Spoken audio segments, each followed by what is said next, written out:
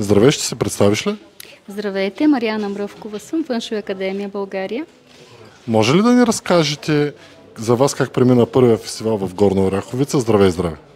Аз искам да ви поздравя за първия фестивал Горна Оряховица, защото имате невероятна подготовка, невероятна енергия и много отворени хора за всичките тези холистични подходи към здравето, които ние дойдохме доброволно да предложим.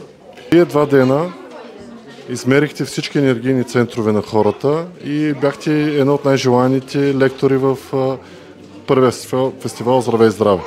Благодаря за това, че сте го оценили. Аз наистина съм тук, за да дам най-доброто от себе си и да помогна на максимално голям брой хора, които имат нужда да осъзнаят, че първо енергията на човека трябва да е здрава, за да не получи някакви физически проблеми.